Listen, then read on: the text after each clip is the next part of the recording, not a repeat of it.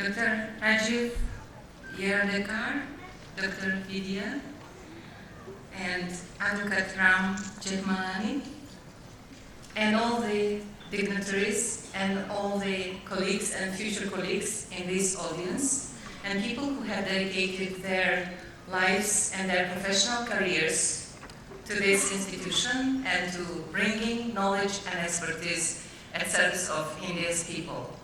It is indeed a great honor for me to be here today. It is not very often that I am speaking in front of such a young audience. It's more often that I speak to professionals in different health settings, to politicians, to the governments, to private sector, but not so often to so many fresh, bright, young souls who are yet to come and make a difference in India's future. So in that sense, I think this very unique event, as far as my participation is concerned at least, is indeed a great opportunity to meet with you and to see in your eyes, in your smiles, in your inspired questions and looks, what can be future of India. And when this speech was prepared by colleagues of mine who have looked at what this institution has been doing, what its strengths are, and some technical points have been put for my speech. And when I entered this audience, I thought that, oh, all this is greatly irrelevant because people sitting here know all about health and know all about needs of this country, and maybe there is little that I can bring and say to you here today. When I was just given this flowers and the gift, actually I thought I'm supposed to give it to someone else because I thought I definitely didn't deserve any gifts for coming here. And so thank you very much. I take it as a credit, and I'll try to bring something which can be useful for you in your future careers, and I hope that whatever WHO has to bring and offer to help you to do your job in this country is going to be our modest, noble contribution to the goals that you have set for yourselves individually. I think I've been here only 1.5 years. I'm very far from claiming that I understand India or know much about India. But there are some striking differences that I had noticed when I arrived to this country that made me understand that India is something very, very different from what I have seen before. And I have been to many, many countries all over the world, and I have spoken to many people of different nationalities, different religions. But India is yet something totally unique. I don't think I have ever met such an amount of intellectually absolutely brilliant people in any one place as I have met in India. I don't think I have seen such bold changes happening in any other part of the world with such a speed as they are happening in India. Thank you for that. And yet, I think there are so many things I have seen so well managed and done in other countries that are still pending in India. And that's what makes this country such a great challenge to work for and to work in, but also such a great opportunity to see major impact on people's lives. When we talk about health sector, and I know your degree is here talking about healthcare management, hospitals, medical legal systems, clinical research. It's a quite wide-ranging, broad spectrum qualifications. And the connection between the legal sciences and the medical sciences are very ancient, and they are rooting back into many centuries back, and there have been always great interaction between those. These are one of the oldest professions in the world, in fact. But when we are talking about health systems in India, we in WHO, and not only for India but for the rest of the world, don't talk only about those who provide services, but we also talk about those who do the necessary clinical research, about those who do necessary regulatory framework for equitable provision of good quality health services. We talk about those pharmaceutical outlets who either produce drugs or distribute them to the people. We are talking about primary healthcare and hospital healthcare. We are talking about, very importantly, education institutions who produce this major drive of any health improvement in any country, health workforce, we call you. And from that perspective, for WHO, health system is an ensemble of all those who are actually mandated, both in private and public sector, to improve, maintain, and restore health within the political and institutional framework of this country. And having said that, we want to be very clear that if you have a mandate to carry forward, you also have to be accountable for what you have delivered. And this is something I think you, the younger generation of Indians, should bring very prominently to your country. There are many positions in which you can make major difference to the health of the people. And you can make, and I apologize if I offend any of you, but not all of you will make the same difference for the people's life in India. So what I want is to call all of you, try to be the one whose life matters, whose work and life and action will leave trace in the life of the future of this country, of its children, of its adults, of its women, and of its children. It's extremely important that we don't forget that the main stakeholder in any health system is a patient. And patients have great deal of patience in this country. I have happened to be a patient myself in this country, and I went to first health outlet, and I didn't say who I was. I just wanted to try how it will be working for me.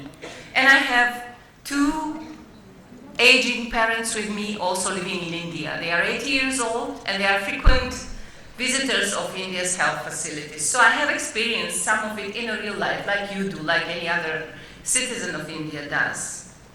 And let me tell you that patients are very patient. And in many other parts of the world, they would not have accepted many things which they have to accept here. But let us also not forget that they are citizens of this country. They are consumers, they are clients, they are users, you name it, you can call them in different names. But they deserve and they need, and they have all the rights to expect that they can get in this country health services that are of required qualities, that they are affordable, accessible, and that they will be satisfied with the services that they are obtaining. And there, India has a long way to go. Notwithstanding of the world achievements in India's clinical innovations and discoveries and research and excellent, absolutely extraordinary doctors and medical institutions. Symbiosis is being one of those institutions who produces this very talented, very competent workforce for the future of India. But it is very important that you understand that you didn't just get a degree, but you are the ones who are expected to serve your people and to deliver these very high quality, good, equitable services to all the people who need them in this country. And you must remember this, because this is your responsibility. It's not that you take this book out, this diploma, and you go and it's yours and now you can go anywhere you work. It is your moral obligation and your moral duty to think, where can you best serve your people? For how long? What can you do best? Where your talents are? And it is very hard work. But I know you are all very young, very brilliant, and very inspired with the future of this country, and you will do whatever you can to contribute to growth and development of India. India's industry, medical industry, is another business area these days. Now, you know that healthcare domain is now classified as an industry domain, and it grows enormously, and by year 2020, it will be a 280 billion industry. We all read about this 14% annual growth, and you must be feeling that there is a great career opportunities and great opportunity also to live a decent, life with all the possibilities that you can think of to explore. But I think it's also very important that now that health sector domain is in this area, there are issues which are to be dealt with in terms of legal obligations of this profession, about various legal arrangements and compliance to law. So it is no longer possible just to establish your own clinic and just run it the way you want.